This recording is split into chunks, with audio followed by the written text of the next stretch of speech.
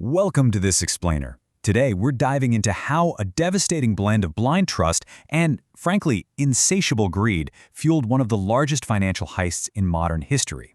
In the world of high finance, trust isn't just an emotion. It's the only currency that actually matters. And for a brief, blinding moment in time, one man managed to convince the entire globe that he was the safest bet on Earth.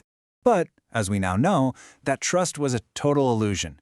We're going to look at exactly how $8 billion, yeah, that's billion with a B, of everyday customer money simply vanished into the ether.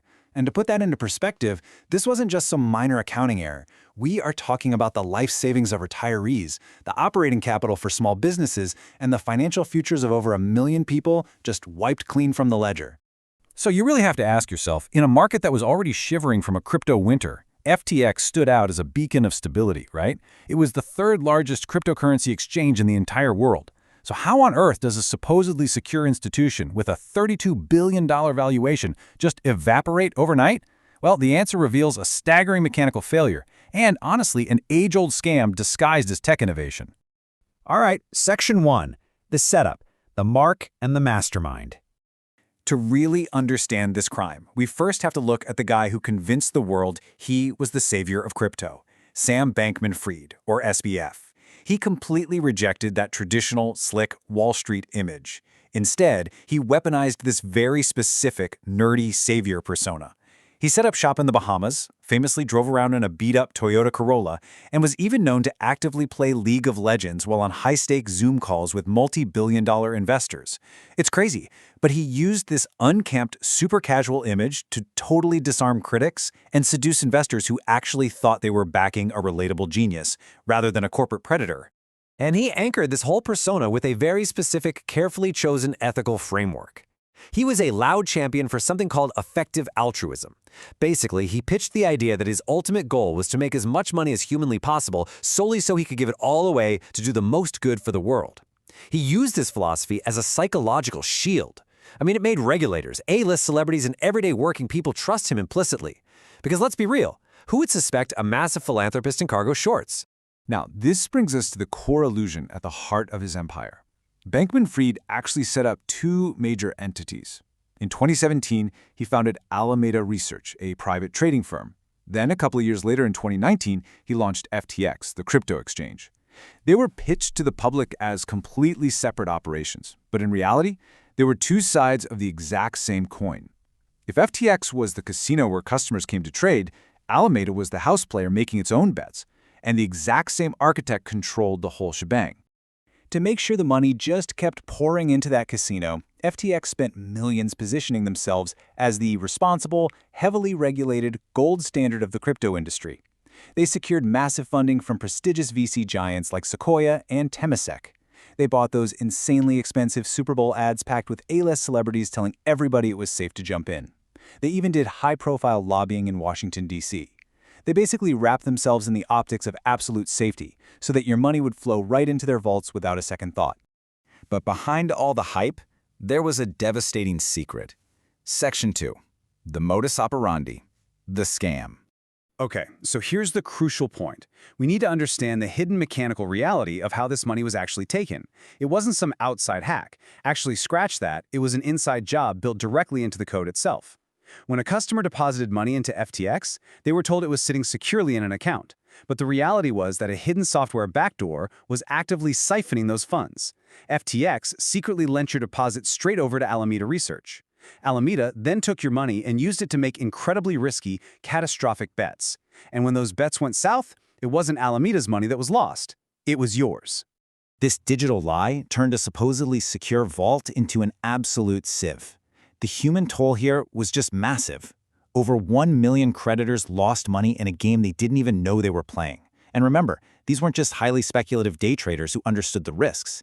These were everyday folks, retirees who lost their entire life savings, small businesses using the platform for everyday liquidity. They were just collateral damage, trusting a platform that assured them they were completely safe. But an empire built on a hidden trapdoor can only survive until someone accidentally steps on it. Section 3. The unraveling. 72 hours of panic. The whole thing completely unraveled in November 2022, and the speed of it was terrifying. It started with a leak. On November 2nd, an investigative report from CoinDesk exposed that Alameda's massive valuation was mostly propped up by a token called FTT, which was a token that FTX had essentially just created out of thin air. It was a giant circular house of cards. Just days later, the rival exchange Binance saw this vulnerability and announced they were dumping their holdings. This triggered a catastrophic bank run. In just 72 hours, panicked customers rushed in trying to pull out $6 billion. But the vaults were empty. By November 11th, FTX had no choice but to file for Chapter 11 bankruptcy.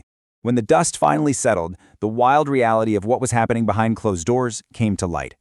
John J. Ray III was brought in as the new CEO to manage the bankruptcy. And keep in mind, this is the exact same guy who famously cleaned up the historic wreckage of Enron. His initial assessment of FTX was absolutely chilling.